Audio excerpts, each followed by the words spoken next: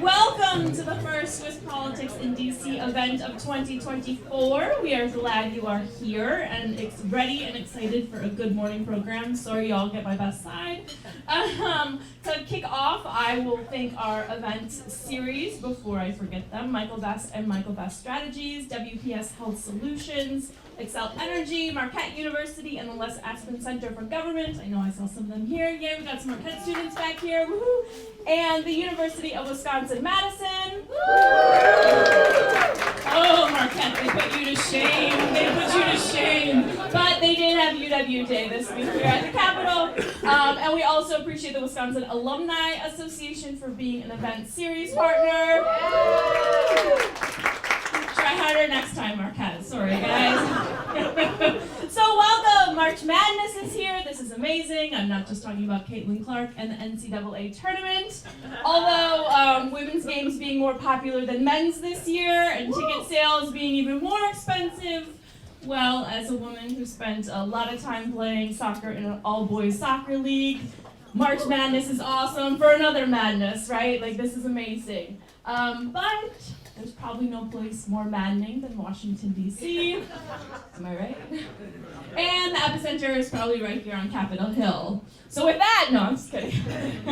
Poor Bryan. Anyway, a government shutdown looms, an election year is upon us. There's a lot to discuss. So we have two great people with us today. Our moderator today needs no introduction. He's Mr. Wisconsin News, founder and leader of WisPolitics, which is celebrating its 24th anniversary this year. Yay. Despite the leadership of the organization. All-around nice guy, Jeff Mayers. And then, boy. Well, they already applauded once. Again. And our special guest is Congressman Bryan Steil. He was elected in 2018 to represent Wisconsin's 1st congressional district. He serves as the chairman of the Committee on House Administration and sits on the House Financial Services Committee. He's also an active member of numerous congressional caucuses. Before Congress, he spent a decade working in Wisconsin's manufacturing industry. In 2016, he was appointed by the governor and unanimously confirmed in the Wisconsin Senate to serve on the University Board of Regents, where he oversaw the 26 UW system campuses and all their students. He's born and raised in Janesville, graduated from Janesville Craig High School, went to Georgetown University down the street, and then, of course, attended the University of Wisconsin-Madison Law School. And it is an election year. We got one shout out there. That was good. That was strong. Thank you. Thank you, Stephanie. It's an election year, so if you need him on a Friday night and you're back in the district, you can probably go to various church basements at the Friday Night Fish Fry, and you will find him there. So with that, I give you the mic. Thank you very much. Run like 10 minutes. Oh, No, go ahead. No, perfect.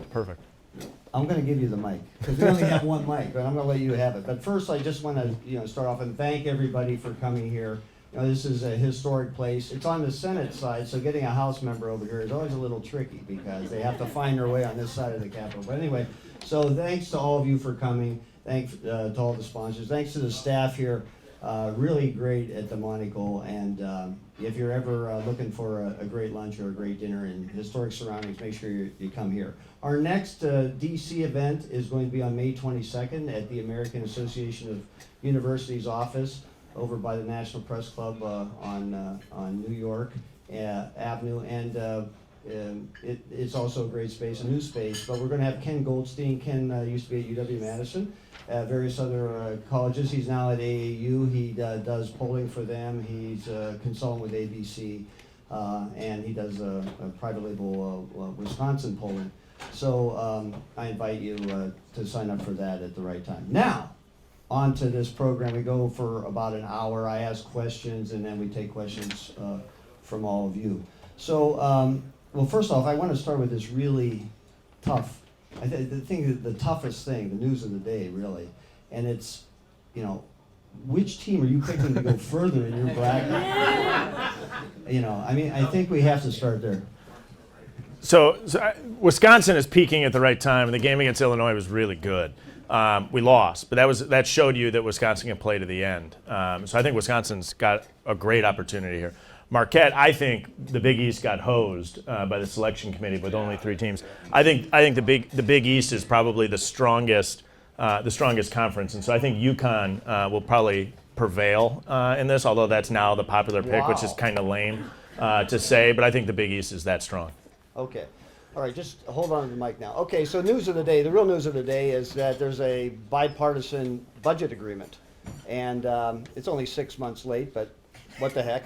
What's your view on that and how it came together? Rolling shutdowns seems to be not the ideal solution, but tell us your view on that package. It came out at 3 a.m. Surely you've read through it by now, only 1,000 pages. So it came out, I think, at 1:15 a.m. It was published. It's 1,025 pages. The entire spending process in D.C. is completely broken. And so you have to start with that as your understanding, which is why we're 6 months late and people are not even remotely surprised. That is not good for the country. It's not good for pretty much anything.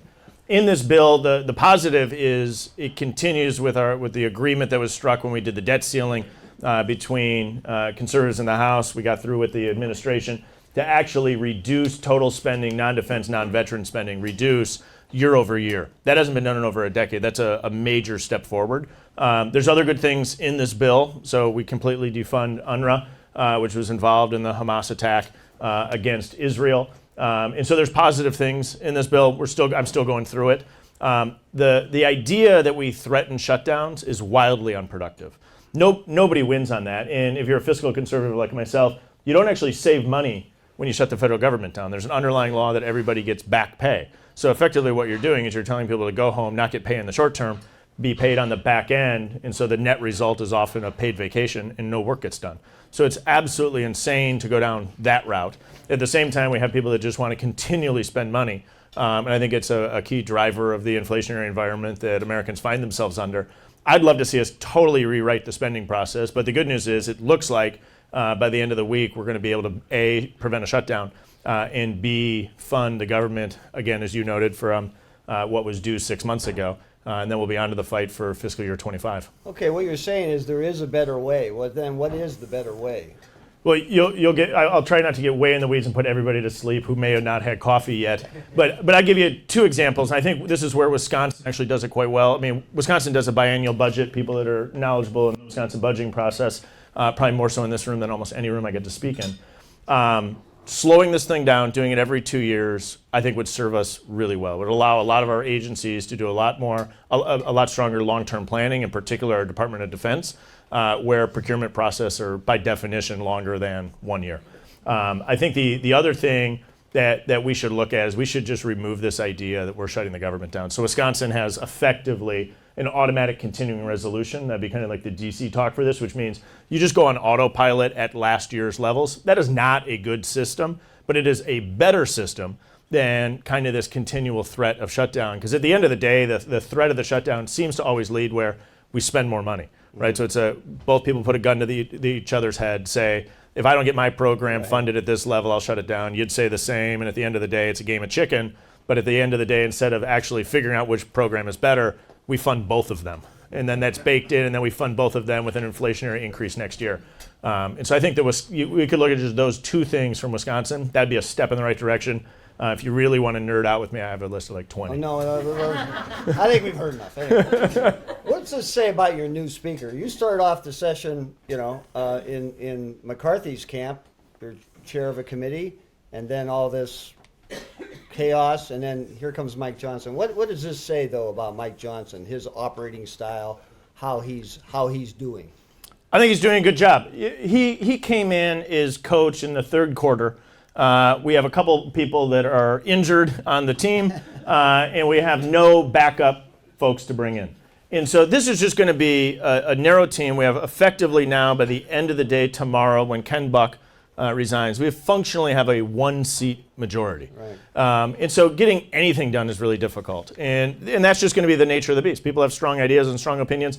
Although I will say, every time you watch the national media come out and say Republicans in the House can't get XYZ done, what we've actually shown and we've proven is we have. Right? The spending bill's delayed. So is the Senate's, right? The House passed a border security bill. The Senate only talked about it. And so we could go through a series of these bills where the House Republicans have actually, at the end of the day, came together and moved the ball forward. And I think we continually overperform the estimates. I think we'll actually continue to do that with some really challenging legislation going forward. In Speaker Johnson, he has a different approach than Speaker McCarthy, different kind of leadership styles, but I think Speaker Johnson's done actually a really darn good job trying to pull us together to navigate through some really difficult legislation. Right, but you can't do this without Democratic votes on some of these things. Sure, but you can't do this without the signature of the president. So I mean, at the end of the day, we're in divided government, and so not lost that there are bills that I would like to move to the right that we're not going to get there until the presidency changes. Same in the Senate. The Senate is controlled by Chuck Schumer. Certain bills aren't going to come to the floor, and so to actually get a bill all the way across the line in a period of time of divided government, you're going to have some level of buy-in from the left and from the right. And so if we look, if you go back to last year, there were 27 bills that were actually signed into law.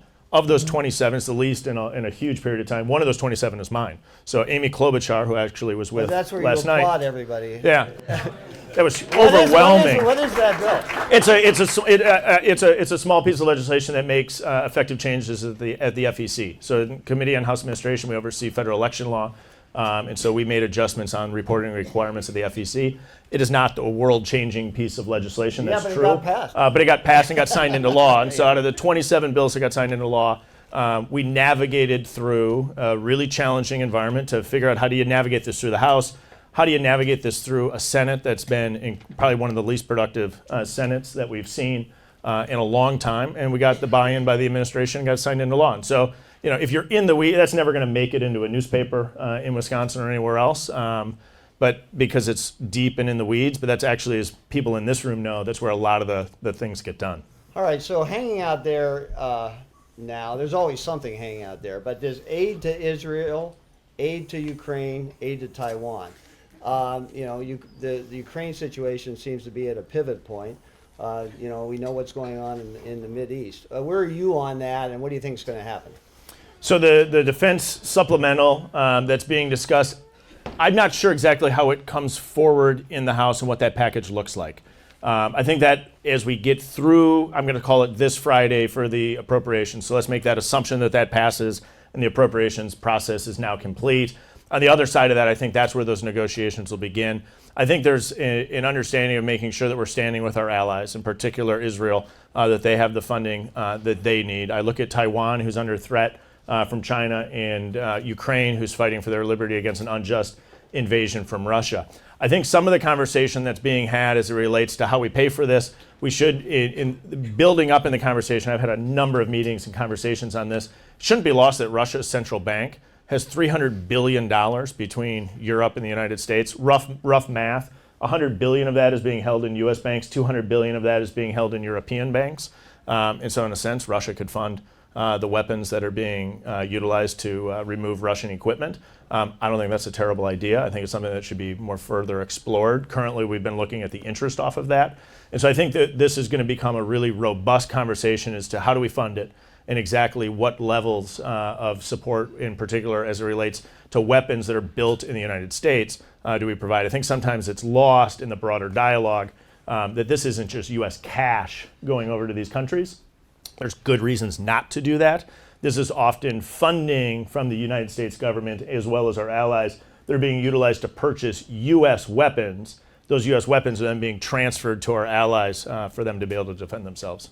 Okay, so in the end, is the aid to Ukraine and Israel and Taiwan going to be approved, going to get through Congress? I think it depends as to what the package looks like as it comes forward. I think at the end of the day, there will be a package that is ultimately approved. What that looks like and what comes to the floor, I don't have a firm conclusion as to the bill that will be presented in the House for us to vote on. It will not be the Senate bill. Okay, so explain to me what's happened with Republicans and foreign policy like Ukraine and Russia. There seems to be, you're for Ukraine aid, or you're for, by your rhetoric, you're for fighting Putin and Russia. But some Republicans, the rhetoric isn't totally different, and it's a switchover from even, 10 years ago. How do you explain that? I don't know that I completely agree with your premise. Well, go ahead. I would offer that I think there's you're allowed to. no. I'm just wanted to set that. I think some of this is a question of how do we pay for it, and I think fiscal conservatives are looking at the volume of money that's being spent in Washington, a deficit that's running north of $1 trillion, with no near-term plan to get that below $1 trillion, in saying that the massive spending has been driving inflation that's clobbering Americans, and so they're saying I think the broader conversation is. Where's the funding for this, and what are our allies doing? I think that's actually an appropriate conversation to have. And again, that's where I go back that you can look at the Russian central bank sitting on $300 billion. There should be part of that should be in the conversation. And so I think that the broad majority are well aware that Russia's invasion was unjust. People are well aware that the attack from terrorists from Hamas was unjust. I think many people are well aware that communist China threatening democratic Taiwan is unjust, and then it's how do we provide a structure to maintain kind of world order and do that in a fiscally responsible way. All right, immigration is at the top of many people's lists. I'm talking about polling for top issue, and I'm wondering how in the first district. I mean, there's quite a number of immigrants who are helping dairy farms, restaurants, and I'm wondering how that immigration issue sits with you. There are some things in this funding bill, some immigration-related things, but I guess talk about how that issue plays in your district. Great question. We have a broken legal immigration system as well as a broken illegal immigration system, and I think there's different ways to address both of them. Front and center is the illegal immigration crisis that's been exacerbated by the Biden administration. So Biden comes in, he ends stay in Mexico, he stops border wall construction, he allows an abuse of the parole system, and he pretty much opens up a catch and release program. If you go to the U.S.-Mexico border, and I've been there a handful of times, and you speak to the men and women on the front lines, and you meet these individuals who've made an incredibly dangerous and arduous journey to cross the U.S.-Mexico border, you see right in front of you the humanitarian crisis that's really been exacerbated by this administration. I mean, I don't know if anybody else has been there, but I mean, I've gone into these facilities. I spoke with a woman who was 16 years old, and if I told you the story that she told me, if you don't get sick to your stomach by the end of it, I can't even fathom. It's hard to fathom the stories, in particular, of these young women who are making this arduous journey. The economics of this is the Mexican drug cartels are more and more Mexican human trafficking cartels. And so if we went back to 2019, 2020, and you said, what's the average cost in an individual to be trafficked by the coyotes across the U.S.-Mexico border? Border Patrol would have said somewhere in the neighborhood of $3,000 to $5,000. If you went back there today, they would say it's closer to 10 to 12, and as much as $20,000. It's all based on country of origin. And the Mexican drug cartels, which are more and more, again, human trafficking cartels, have full functional control of the border. So if you go down to Eagle Pass, Texas, and you look across to Piedras Negras, Mexico, you can see individuals wading across the Rio Grande and coming in. And so the situation that the administration has put in place is incredibly dangerous, and it only continues to perpetuate itself. The answer out of the gates with the authority that exists today is the Biden administration could immediately reinstate stay in Mexico. They could begin border wall construction. They can end catch and release. They can end the abuse of the parole system. And if they did that, they would have a dramatic impact on the number of individuals crossing. And in particular, if you think about kind of the economics of this, if an individual is willing to pay, again, on average, ballpark, $10,000, if you know you're going to get in, you might make that investment. If a handful of people start to be removed from that, they paid their $10,000, nobody else is paying $10,000. And so you can have a huge economic impact and a huge control flow at the border. Separate of that then, did I just knock my mic? Yeah, I don't know. Keep let me shouting see. out. The second part of that is you have a broken legal immigration system. Thank you. And as we get control of the illegal immigration side, I think that opens us up to address the legal immigration challenges. And in that, when you're in Wisconsin, it's looking at, in particular, seasonal ag workers, which is a big deal if you're canning corn or you're dealing with potatoes or cranberries in the state of Wisconsin. And it's a big deal for our J1 visas if you're sitting there at Noah's Ark and you're trying to get some lifeguards in for a short summer in Wisconsin. There's reasons to make sure we're making these types of reforms. but that is going to be after we navigate and address the illegal immigration crisis. Okay, well, on the economic side, there's a labor shortage in the United States, and we're not, there's not enough, new births to make up for what's going on. So it's like we need these workers somehow. So let's jump down. Yeah, you must have. I don't know what I'm doing on my mic. But you're exactly right. On the legal immigration side, our system does not take into account workforce needs in a way that many of our peer countries do. So if we look at Canada, New Zealand, Australia, countries that also have a net immigration situation, they are much more focused on workforce needs. And so I think we should have a legal immigration system that truly focuses in on true workforce needs, match individuals up with the jobs that are available where they're not able to find a current U.S. citizen worker. That's a pretty rational system. I think you could get broad-based support. I just think right now, because of the disaster occurring on the illegal immigration side, you're not going to be able to fix and address the legal immigration side until you get control on the illegal immigration side. All right, so how's the economy in the 1st Congressional District? This is Les Aspin's old district. It is? Yeah, and Les Aspin was a conservative Democrat. Bill Broderick, who used to work for him, has left. Yeah. But anyway, I don't know whether you classify yourself as a moderate Republican, but it's a swingy district. So, how do you negotiate that? And, you talked about inflation before, but overall, the economy by the numbers is pretty good, isn't it? By the numbers on average, the economy is good. That does not mean it's good for everyone. And so I think the biggest piece here is cumulative inflation, which is really how people feel it. Cumulative inflation over the past 3.5 years is now 17+%. So everything on average is 17% more expensive than it was when President Biden came into office. And so if you are a wealthy person making good money, inflation is probably not great for you, but you're doing just fine. So if you owned a $500,000 house and became an $800,000 house, you're going to be able to navigate that fine. If you are a young couple that's trying to figure out how you are going to feed 2 children, buy a new car, buy a newer car, and buy your first home, you're pounding your head against a brick wall. Because the average mortgage in the United States, or the median mortgage in the United States, went from $1,200 a month to $2,400 a month for the same house, which means it just completely put it out of reach for so many families.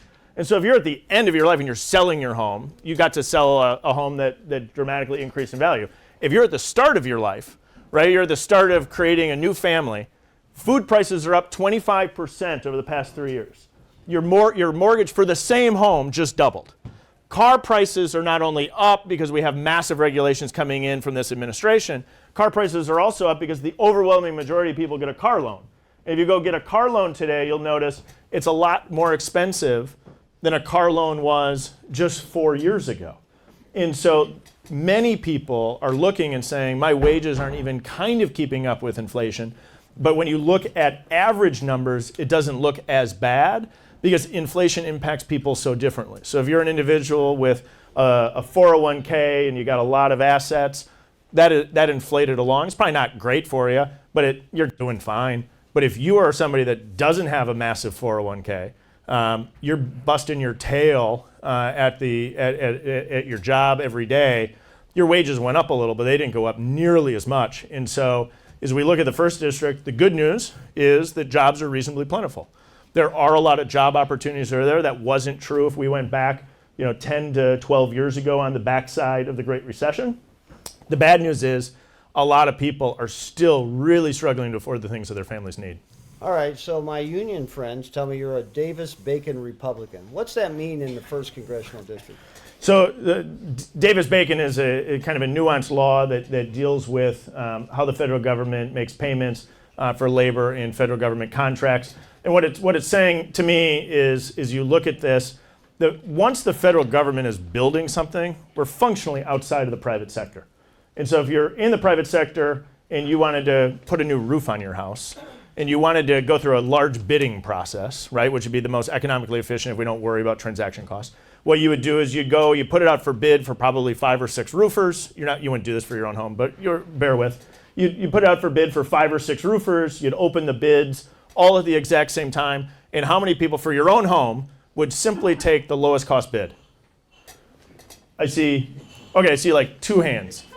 What if it was like oddly low? Would you still put that roof over your house?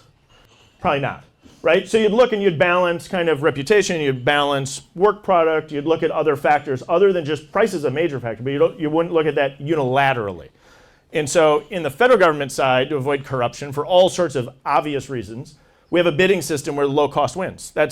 Nobody's going to trust somebody to just open it up and say, well, I'm going to take the 3rd lowest, right? I mean, no, that just begs for corruption, right? And so you take the lowest cost bid. Well, then you got to have some sort of a standard, no different than the person that's going to do the roofing on your house. You wouldn't want me to put the roof on your house, right? No, even if I had the lowest cost bid. No. You're smart enough to know that. Neither I. Right? Cancel And so even if I came in at the lowest cost bid, everybody here would be like, Brian, I don't want you putting the roof on my house, right? Put it on my neighbor's house. And so in the same context, we're saying we have to have some standard to maintain that people aren't below a standard where you're going to be concerned about the quality of the product. And so therefore we do Davis-Bacon, which does an analysis of wages in the region. And so in doing that, we maintain quality production of the ultimate product that's already outside the private sector. Could be a road, could be a building, whatever it is. Okay, we were clued in by Wendy. I didn't know this. This is an election year. I mean, thank you, Wendy. I had to go back to my notes. Okay, anyway, so you're in the first. Is it always an election year in Wisconsin? You have a TV? That's why WisPolitics is still in business, Mike.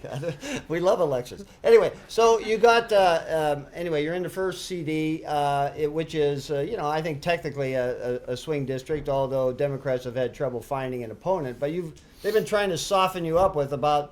Man, I don't know how much, many millions in advertising. I think it's 1.7 million in Milwaukee TV. Oh, okay. You're aware of that? I track it. Yeah, okay. I'm in Madison TV market, so I don't have to see this stuff. Okay, well, what does that say to you? I mean, are you worried about your reelection? Are you worried that they're coming after you? What? They would tell World War II bomber pilots that you catch the most flack when you're right over the target. And so I'd like to think that I'm right over the target. So I'm just fine. I'm more than happy to debate any of the policy issues that I support. It's why I come out and do public meetings, TV interviews like this. I'm on the radio all the time. Obviously, on the intro, there's kind of a joke about the church basements on a Friday fish fry, but that is totally true. So if we get out of here on time on Friday and I fly into Milwaukee on Southwest, trying to avoid the middle seat, happens like half the time. You got to get there early to avoid the middle seat on Southwest. You have to be in the A group. Yeah, but not only that, but you got to get there early enough to walk in with the A group. Okay. So even if your boarding pass says you, right. But anyway, no. But I'll go down into a church basement if you're from everybody here almost is from Wisconsin, right? So you go to a church basement at a Catholic church on a Friday during Lent. It's probably more crowded than this. Everybody's eating fish, and I get a chance to walk around and say hello to everybody, which means I get to hear what's on everybody's mind, unvarnished, which is the best way to do it. So what's on everybody's mind? I would tell you it's cost of living and it's border. Okay. I hear it time and time again. People are actually, I think, really curious about what's going on at the border. People are, you have people that are frustrated, but you also have people just saying, I don't get it. Like, why are the policies that are in place? Why are we not putting in place control? We talked about that a little bit ago. And then so many people are just darn frustrated they can't afford what their family needs. And I'm very understanding of that, and I think a lot of the policies that have been put in place have exacerbated the inflationary environment that people are feeling. All right. Did they bring up Trump v. Biden? Yeah, but I mean, I'd say the overwhelming majority of people have made up their mind, right? I mean, so how many people here don't have a personal opinion on Biden or Trump? 0, right? So everybody here has their own view, their own opinion. The remaining people that are still deciding is tiny, and of those people that are going to remain to decide, they know everything they need to know to make up their mind. They just haven't done it yet. That's different than maybe like the Senate race. Like a lot of people are learning who Hovde is. And if you look at the polling, a lot of people are learning who Baldwin is. And so that's a different conversation where people are saying, do you know the answer about so-and-so's position on this topic? Almost everybody here on their own knows the positions of the top 2 presidential candidates on pretty much everything you're interested in knowing about. And probably in some you're not interested in knowing about. Well, how do you feel about a rerun? I mean, does that make you, I mean, there was something of a primary. Haley stuck it out for a while, but does that disappoint you? Are you happy with it? Yeah, I mean, that's where the electorate's at. And so, right, I mean, Dean Phillips stuck it out briefly against Joe Biden. As you look at the polling, people don't want Joe Biden. And so this is the head-to-head matchup, and I think it'll play out as we'll see. Have you endorsed? Yeah, I'm supporting the president. I mean, President Trump, I should say. I think the policies that we saw over those 4 years are unquestionably superior to the policies that we've experienced in the past 3.5. What's the number one policy that makes you comfortable with that choice? The economic policies, I think, are draconianly different. And so President Biden, under Democratic one-party control, really went on a rough shot of spending. Trillions of dollars of new government programs, dramatically expanding the size, scale, and scope of our federal government. We did have a COVID situation. No, this is after. No. You're talking about. So I'm talking about when President Biden came in after the end of the pandemic. Okay. So this is we're looking at 2021 post-pandemic. We were paying people not to work. That would be the worst idea you could do economically. One of the worst ideas you could do economically to get people to come back into the workforce to rip off the Band-Aid of COVID. In addition to that, so that's what, in your mind, fueled inflation. Yes. So the massive spending that came out of this administration, in particular post-COVID, fueled inflation, and that's why people find themselves further and further behind. And if you contrast that to the economic policies before the pandemic, what you saw were tax reforms that generated true economic growth, meaning wages were increasing faster than inflation. And if you go back and you look at the data across demographic groups, that's true for blacks, Asians, Hispanics, women, veterans, at rates that were actually higher than whites. And so that's a good thing because many of those groups had the most room to catch up. And so we saw economic policies that were actually having a really positive impact across the country, but and also in key demographic groups. As we come back and look at it the other side, what we've seen is wages in many cases have fallen behind inflation, and people feel to themselves, and they are further and further behind. That's Biden calling right now. Okay. All right, let's go to some audience questions. We have one mic that's kind of like limping along. So anyway, just shout it out. We're in a small enough room where we can do this. Okay, go ahead. Hi. Question for you. I love how you talk to folks in your district and your state. When you're talking to folks, how much of it is Gen Z?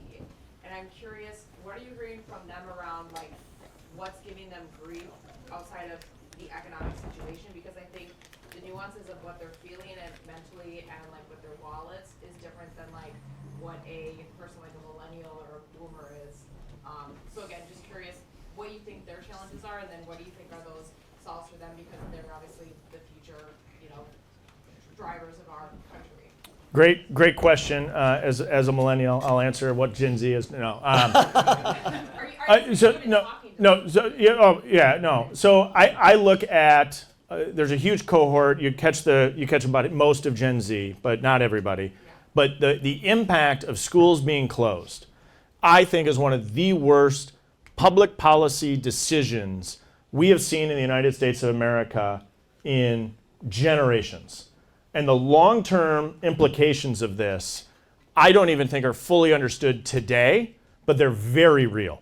And some school districts did better than others, right? So Milwaukee Public Schools was closed way too long, way after the data indicated it was safe to reopen. Other school districts reopened sooner. And as we study the impacts of that through education, and we have a lot of UW folks here, we have some Marquette folks here as well, you can see that. You can see also when you talk to mental health experts in particular, they'll talk about the impact that had on social and mental development. And that cohort is going to travel and move through. And when you talk to people about the impact that their government has on their rights, that government can abuse emergency powers. And this is why you need to restrict and control your government, both at the federal, the state, and the local level. That is pertinent to many people in the Gen Z demographic group. And I just don't think that gets enough conversation about the long-term implications that that's having in the United States. The other side of this is the cost of higher education. I served on the University of Wisconsin Board of Regents. I see Charlie and I see a whole bunch of people here I've known for a long time in this space. This has a huge impact on people. Overall, Wisconsin's public university system, University of Wisconsin system, does a good job with cost of education overall. there's areas where I think we could look for improvement. One of the big drivers of this is what I bucket education costs into two, because I think it's important to think about it this way. You have the cost of the educational product, right? The actual paying for classes, paying for books. There is a net societal benefit if a student takes Accounting 101. Even if they don't get an accounting degree, there's a societal benefit for that. The other side of that is your living expense. And so I don't know how many people here were like me. I literally had a bunk bed my sophomore year. There's another guy in my room, right, who snored, right? You hated the whole thing, but it's because you didn't have excess money to get your own bedroom.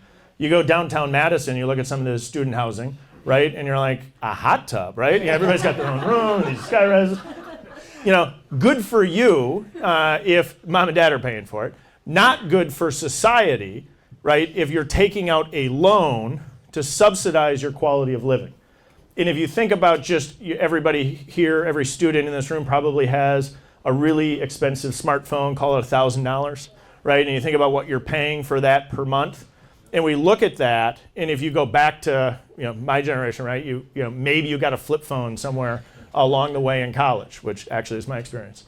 And so that cost aspect we have to really address. And then when folks come out of college, whether or not you have a degree that has an economic benefit to you, and some of our universities do a better job of this than others, and how much they charge for that degree. And again, cost of living is at the end is in the same bucket of your student loans. We have to be much more thoughtful about that. And so, I came out with a business degree. It had a huge benefit to me. I took a bunch of liberal arts classes. In addition to that, I think there's a role for liberal arts, but I think you want to walk out of there with a substantive degree that is economically viable. And I think a lot of Gen Z folks, somewhere along that journey, look back and wish they had data when they were making a decision. Again, you're making a decision often as a 16, 17, 18-year-old, but they wish they had that data today that they didn't have then, because I think a lot of people that I talk to wish they got the accounting degree, the finance degree, et cetera. Okay, but it also sounds like the loan programs are a little bit too loose in terms of what you can get the loan money for. So couldn't you hem them in a little bit? Yeah, I think there should be significant reforms on the finance side. I'll give you like a generic example just to get kind of people's blood flowing, since we've got so many university-based people in the room. You could simply take and say, okay, say the loan rate is 5%, sake of super easy math. You could take it and you could say it's 0% for the educational product and 10% for your living expenses. Same net, government comes out, the exact same, let's just say it's 50-50. That's not way off if you're going to UW-Madison or UW-Whitewater, rough math. It'd make you think about it differently. I don't want the federal government to make money on kids, but I want you to think about it differently between those two areas, so maybe you're not encouraged to go out and get the latest and greatest iPhone. You're probably just fine with the 3 generations or ago. your old flip phone. Yeah, well, you might want to get one beyond that. But you might not need the latest and greatest of everything. You might be willing to shove 4 guys into the apartment instead of 3. And I think we got to be a lot more thoughtful of that, because coming out on the back end with compounding interest, where interest rates are no longer near zero, and they're probably not going to be in the near term, we got to think about how we get folks to be thinking about that while they're in school. All right, I'm going to ask this question since we're on higher ed, and don't worry, there'll be more questions out there. But there's since you've been on the Regents, you have all these other campuses either going to online only or in some respects closing, and that appears to be a demographic bubble occurring. So what's your view on what's going on with the system? That because you used to lead the Regents. So great question. We have fewer. Finally, I asked a good one. Holy, 9:40. That took 40 minutes. All right, that's good. We have fewer kids graduating high school in Wisconsin than we did 20 years ago. So the demographic shift in the lack of demographic growth in Wisconsin is something that's just a reality that we're going to have to navigate through. I think we have an opportunity to make sure. There we go. This again. is always dangerous. We have an opportunity to make sure that we're informing students about the economic benefit of obtaining a degree, but we also have to provide that data, because there are some universities that are doing a great job. There's some programs that are doing a great job, and there's some that could use some help.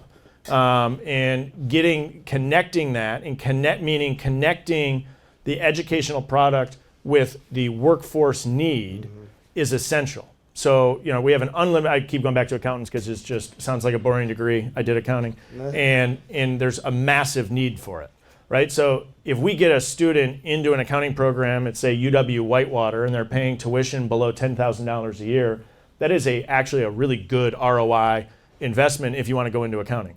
But we want to actually tie you to the true workforce needs in that space. Yeah, and you have like Whitewater. Carthage, Parkside. Yeah. And Rock. Yeah, UW Rock County, which flows into Yeah. UW Whitewater Yeah. in Janesville, yes. Yeah. All right, other questions? Over here? Come on, there you go. Hi, so I'm Christian Meyer at Marquette University with the Les Aspen Center. So when we talk about inflation, and then we talk about Gen Z, I think there's an interesting intersection that is the job market. And I think a lot of us have this kind of looming fear that what happened to the people that graduated during and after COVID could happen to us in terms of the lack of jobs available that could lead to further inflation. So what can you say about the job market, especially in your constituency, to kind of comfort that for us? What can we look forward to, and why should we be motivated to? That's a great question. As you said, I reflected back. So I graduated college in 2003, and so 2001 you have the bubble, that bust, right? That's the tech bubble that initially bust. So as I'm going into my senior year, everybody that had an internship the summer of 2002, they got hired before the bust. They all walked away, not all, huge numbers walked away with no job. So they all planned their internship was going to tee themselves up for a job, and then boom, no job. And then salaries came down on the people that came out. So that was my experience. And so that is the boom and bust cycle of the economy. But right now, the good news is that the labor market's pretty tight. Anything can happen. I mean, obviously, we're all hopeful and working to prevent some sort of negative economic implications. But preparing yourself and putting yourself in a position with a degree that makes you attractive in the labor market is essential. And I don't think we spend enough time preparing students to think of it in that context as they're going through they're going through school. Okay, over here. Steve Larson, CSI Center for Strategic International Studies. We've got some work underway right now looking across the country at some of the untold positive stories from COVID in terms of local leadership at the state, municipal levels that were innovating to deal with the crisis. You mentioned some of the mistakes that were made and some of the terrible decisions that were made in that period, but there's also a series of untold stories. And I'd like to get your reflections on what were the things that you observed that were creative, effective at finding solutions to this crisis, which was obviously one of multiple traumas and dislocations of education, economics, home life, and the like. Great question. I think in particular, we saw our ability to leverage technology in a positive way. I think we opened our eyes as it relates to telehealth.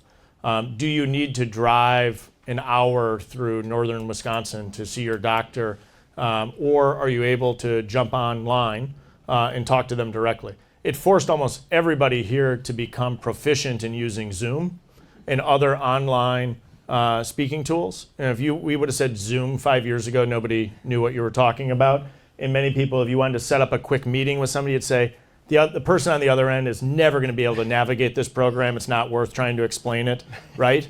Now you just assume that the person on the other end is capable of using Zoom, right? It's the default that they can handle it and the exception that they can't handle it.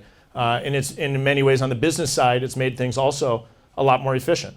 I think on the educational side, we for obvious reasons and discussed, we understand the importance of in-person education. But I think we also saw that there is huge potential in some areas to leverage that type of technology. And the educational economic model hasn't been changed in generations, and it is ripe for disruption to think about how we deliver the educational product in a more cost-effective manner. And I think that's one of the pieces. It doesn't mean you don't have people and remove human interaction. Human interaction is essential. But I think one of the things we learned is how to leverage technology in that space. And a race for a vaccine and how quick that happened. That's never happened before in a year. Okay, with a lot of federal help, right? Okay, we got time for another one. Go ahead. Hi, I'm Emmett Lockwood. I'm a student at the University of Wisconsin-Madison, and when I'm on campus, I work in one of the dorms that used to host the Farm and Industry Short Course. And I'm wondering, as a former regent, as someone who comes from a state that deals a lot with ag, what does it mean to you that the Farm and Industry Short Course in their in-person setting has been moved off of UW-Madison's campus because of student housing constraints? And how do you feel that reflects on the ability of our land-grant university to continue to support our ag industry in Wisconsin? Where was it moved? It was moved to, I heard an answer over there, but I believe part of it was moved to Parkside and another part of it was moved to River Falls. River Falls. You might have given me a homework assignment.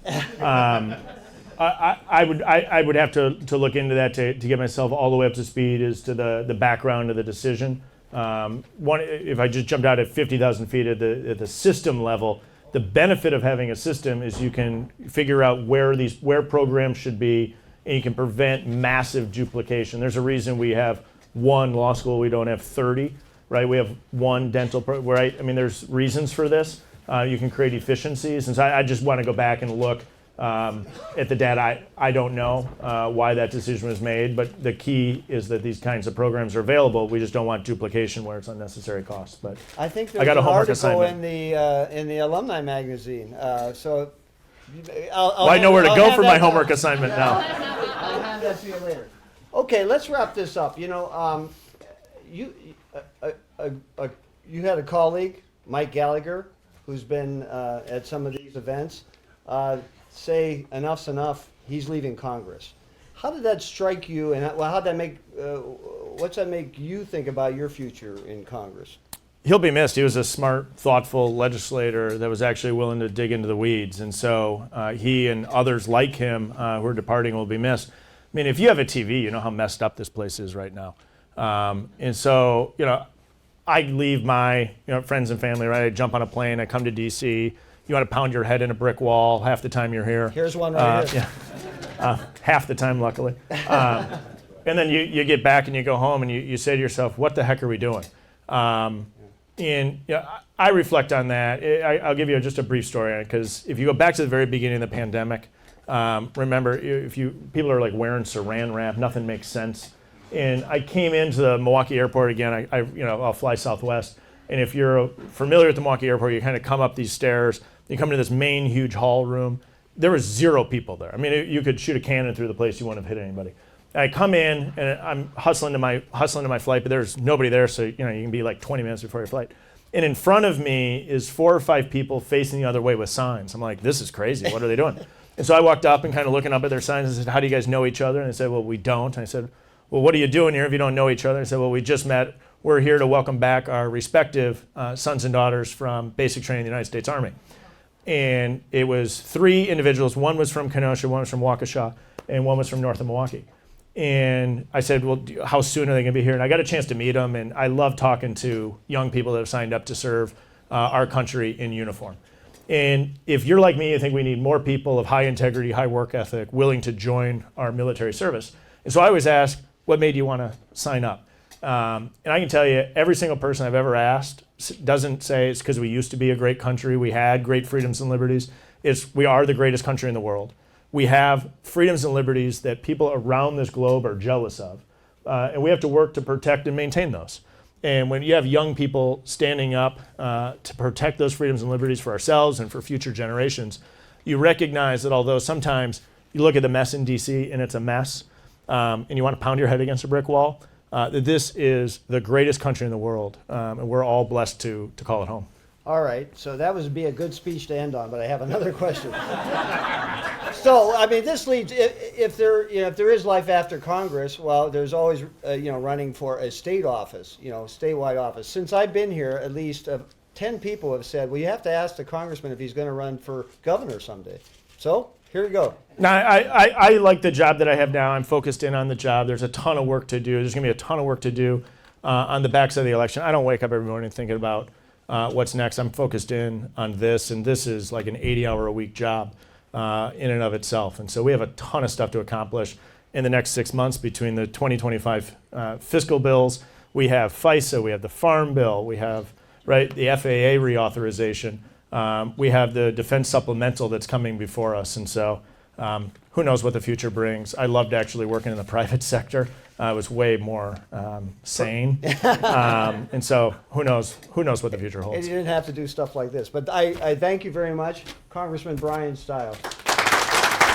Thank you very much. Appreciate it.